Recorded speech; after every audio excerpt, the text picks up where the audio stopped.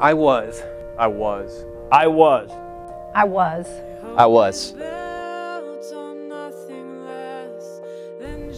I was angry, hopeless, anxious, experiencing panic attacks daily.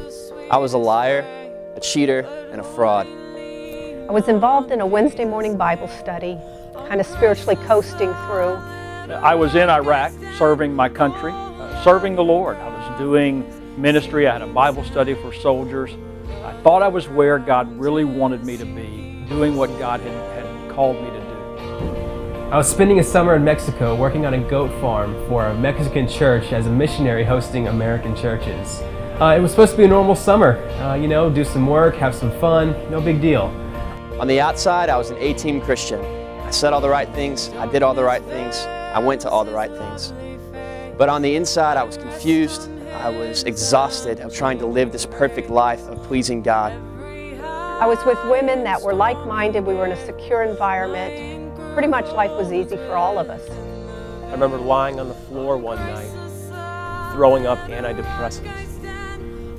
Desperate, really.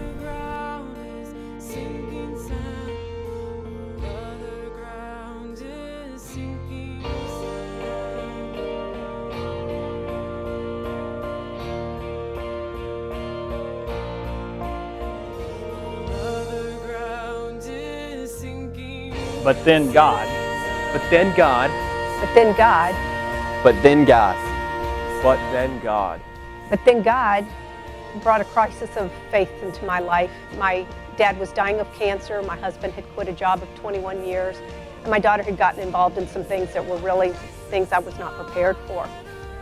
But then God changed the plan. I got sent home from Iraq, and not by my choice, but God's plan was different. And when I got back to Houston, I found out that God had already established a group of people who wanted to start a church. And you know what? Harvest Bible Chapel is here today because God had a plan. But then God rocked my world.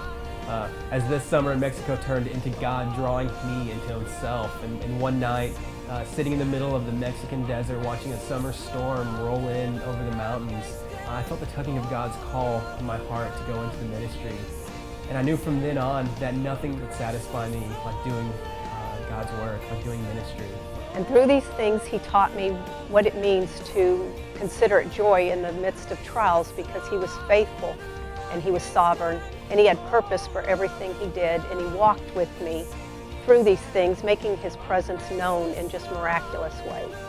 But then God showed me the depths of my sin, and that I had committed treason against the Most High Authority, and that even on my best day, I could not measure up to what he required, and that I was in desperate need of a Savior, and that Savior is Jesus Christ. But then God pursued me.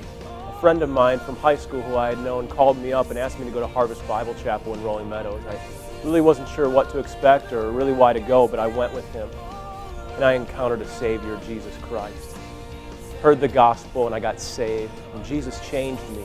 He changed my life, my identity, and my purpose. My name is Curtis. My name is Buddy. My name is Linda. My name is Mark. My name is Jason, and I've had a glimpse. And I've had a glimpse. Had a glimpse of the Almighty. And I've had a glimpse of the Almighty. And I have had a glimpse of the Almighty.